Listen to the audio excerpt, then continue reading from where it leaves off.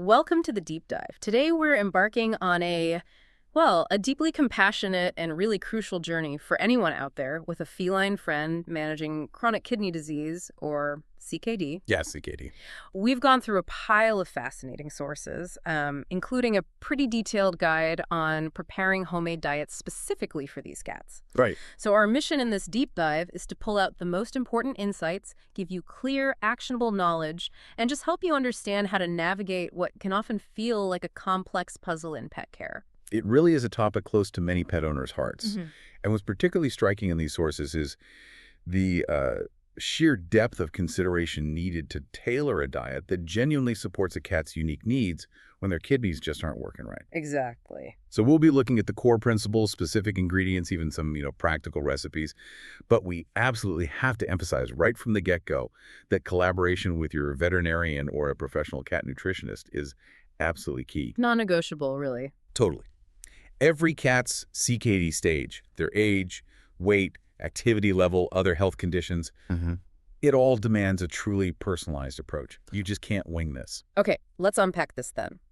When it comes to homemade diets for kidney cats, our sources really focus on some core design principles. They call them 3 golden rules. What's the absolute, number one thing we need to grasp? The absolute top priority, no question, is low phosphorus. Our sources really hammer this home. It's not just about limiting intake. See, damaged kidneys struggle to get rid of phosphorus. Right, they can't filter it out properly. Exactly. So it builds up in the blood, and that buildup itself causes more kidney damage, not to mention potentially painful mineral deposits elsewhere. Oof. Okay. Yeah. So controlling phosphorus isn't just supporting the kidneys, you're actively trying to stop this nasty cascade of other problems. And that brings up the question of binders, right? Yeah. Sometimes vets prescribe those. Yeah, precisely. Sometimes veterinarians will also prescribe phosphorus binders. These are supplements that basically grab onto or bind the phosphorus in the food before the cat's body can even absorb it. It just further reduces the load on those kidneys. That makes so much sense why it's rule number 1. But okay, let's talk protein. This feels like a real tightrope walk, doesn't it? Cats need protein. They're carnivores. Obligate carnivores, yep. But with kidney issues, doesn't protein create more waste for the kidneys to handle? How do you balance that? That's exactly the challenge. So the second principle is about high quality but not excessive protein. Protein is vital, yes, but kidney disease makes it hard for them to process the waste products from protein metabolism, specifically nitrogenous waste. Yep. So we need to choose what are called high biological value proteins. Think of these as like super efficient fuel for the cat. They get used up really well by the body. Ah, so they leave less gunk behind? Pretty much. Less ash or waste for the kidneys to clean up. So we're talking things like cooked chicken, turkey, fish, or, as we'll get into, egg whites. Yeah. But at the same time, you have to control the total amount of protein to avoid creating too much of that waste overall. Okay, so it's quality over quantity and the right kind of quality. Got Yep. it. What's the third golden rule? The one that maybe gets overlooked but is super important for kidney health? It's all about high moisture content. Cats with compromised kidneys, they're really prone to dehydration. Because they're peeing more, trying to flush things out. Exactly. But their kidneys can't concentrate the urine effectively. So homemade wet food is an excellent way, almost a sneaky way, to boost their fluid intake. Our sources recommend aiming for a food moisture content of over 70%. Wow, that high. Yep. And you can even add things like low-sodium meat broth or vegetable broth to push that moisture level up even higher. Okay, those 3 low phosphorus, quality protein in moderation, high moisture, they sound like the bedrock. But I'm guessing there's more to it. What other dietary stuff did the sources flag as important? Absolutely. Beyond those 3 pillars, we also need to focus on keeping sodium and salt low. So consistently avoiding processed foods, any seasonings like salt, soy sauce, MSG, just keep it clean to ease the burden on the kidneys. Makes sense. And finally, supplementing with omega-3 fatty acids and antioxidants is highly recommended. Things like small amounts of fish oil, salmon oil is great, or flaxseed oil can provide those beneficial omega-3s, which can help reduce inflammation in the kidneys. And antioxidants. Yeah, natural ones like, say, cranberry powder, blueberry puree, maybe even green tea extract. They might help combat some of the cellular damage associated with CKD. So we've got the principles down. Now let's get practical. What specific ingredients should people be looking for, especially for those high-quality, low-phosphorus protein sources? Okay, so for protein, one that might surprise people, but it kept popping up, is cooked egg whites only. Just the whites. Just the whites. The sources are really clear on this. They're an excellent low phosphorus protein. No egg yolks, though, because yolks are actually quite high in phosphorus. Interesting. Okay. What else? Rabbit meat was also mentioned specifically, particularly long-eared rabbit, as being low phosphorus and easy to digest. That might be a new one for some folks to track down. Rabbit meat. Yeah, definitely less common. What about the usual suspects, like chicken? Cooked, skinless, boneless chicken breast or turkey meat are excellent choices. High-quality protein, and just the act of cooking them actually helps reduce the phosphorus content a bit further. Good to know. Salmon is also fantastic quality protein, and it brings those valuable omega-3s we just talked about. Other white fish, like bass, were also mentioned as good options. Okay. And for energy, beyond the protein, what are we using for fuel? For carbohydrates, the sources generally recommend cooked white rice or cooked potatoes. And for healthy fats, besides the fish oil for omega-3s, they suggest small amounts of olive oil or even chicken fat. Right. And what about vegetables and fiber? Got to get some greens in there, presumably low phosphorus ones. Exactly. You're still aiming for balance. Yeah. So, cooked green beans, cooked carrots, pumpkin puree. Pumpkin's great, actually. Good fiber and low phosphorus, and things like broccoli puree are all good low phosphorus veggie options. And for moisture again? Plain water or that low sodium chicken broth are perfect additions to hit that high moisture target. Okay, now for the flip side. Just as crucial is knowing what not to put in. What ingredients should pet owners absolutely steer clear of? This is super important. Definitely avoid organ meats and liver. Things like kidney, liver, they tend to be really high in phosphorus. Big no-no. Got it.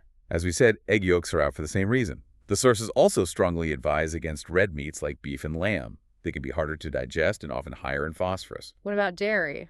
Little cheese treat. Nope. Dairy products like cheese are also typically high in phosphorus.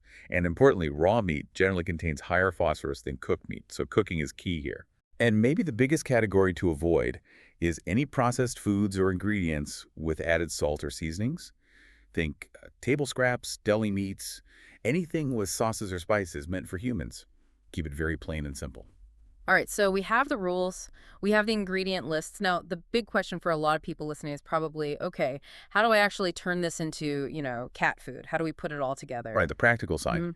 Well, the goal, according to the sources, is often a soft, blended consistency. Something like a muddy or pasty texture. Like commercial canned food, basically? Exactly like that. Cats tend to prefer it. It's generally easier for them to digest, and it really helps make sure you get those vegetables properly mixed in with the protein. It's not about making it look pretty for us. Right. Can you give us an example, like a really basic starting point? Sure. A very simple concept would be just a basic chicken meal. Your main protein is cooked, skinless, boneless chicken breast, either finely shredded or, even better, pureed. Then you'd add a small amount of cooked white rice or maybe potato for energy and just a little bit of fish oil or maybe chicken fat for those healthy fats. Then you just gently mix or, ideally, blend it all together until you get that smooth, wet food texture. That sounds manageable. Did the sources give any more specific recipes, like with actual amounts? Yes, there was one specific example for roughly 1 meal's worth. They called it a salmon egg mash. Okay, salmon egg mash. What's in it? It uses 30 grams of cooked salmon, boneless, skinless, of course, 1 cooked egg white, specifically no yolk, remember, 15 grams of pumpkin puree, 10 grams of broccoli puree, just 1 drop of fish oil, and then 30 milliliters of water or low-sodium chicken broth for that moisture. And how do you prepare it? All the ingredients should be steamed first, then pureed together, and make sure you serve it cooled down. Gotcha. I also saw something mentioned called Oliver's cat food formula. How did that one look? Any differences? Yeah, Oliver's recipe offered a slightly different mix. 2 tablespoons of cooked green beans, 2 teaspoons of cooked carrots, 2 cooked eggs. Wait, 2 whole eggs? Didn't we just say egg whites only? Exactly. That's a really interesting nuance, right? While other parts of the source material consistently stressed only egg whites because of the phosphorus in the yolks, this specific recipe from Oliver's just listed 2 cooked eggs. So it really highlights just how vital it is to talk to your vet about your specific cat. Even within guides that seem reliable, you might find little variations or, potential inconsistencies like that. Your vet helps navigate those. Absolutely underlines that point. Okay, so beyond the food itself, what about supplements? Can people just grab some kidney support vitamins off the shelf and mix them in? Ooh, no. This is a critical point, and the sources were very clear.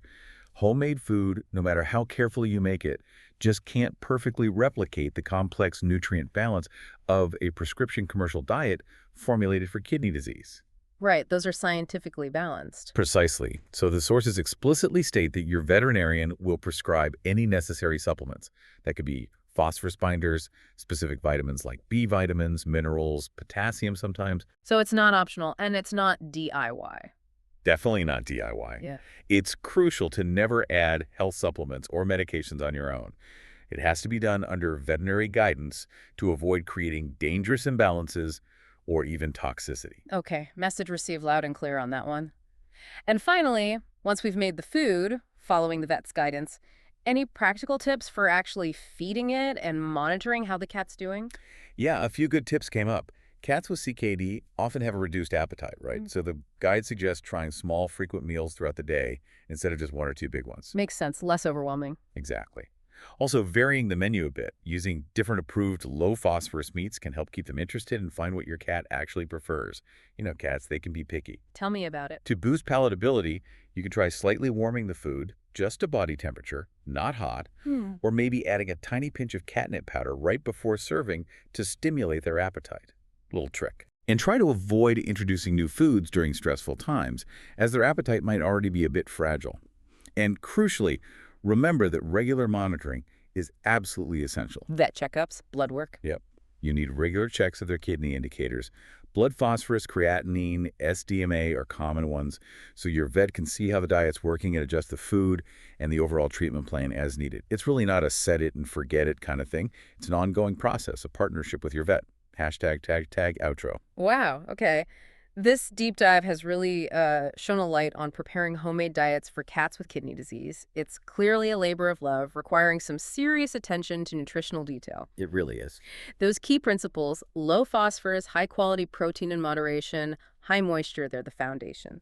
Then you add in low sodium, omega-3s, antioxidants. It's about carefully picking ingredients, knowing what to avoid, and using the right prep methods to create meals that are genuinely therapeutic. And if you connect this to the bigger picture, it really underscores that providing this kind of specialized care is, it's a continuous journey.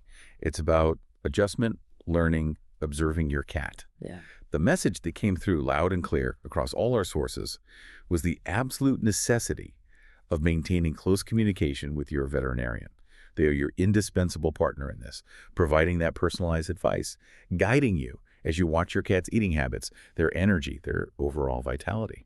So what does all this mean for you listening? As you think about these guidelines, maybe you're already on this path with your vet, or perhaps considering it. Think about how empowering it can feel to be so closely involved in your pet's day-to-day health. And maybe this raises an important question for you to ponder. Beyond just the ingredients and the recipes, how might embracing this level of really customized, attentive care for your cat actually deepen your understanding of their unique needs and maybe even strengthen that incredible bond you already share?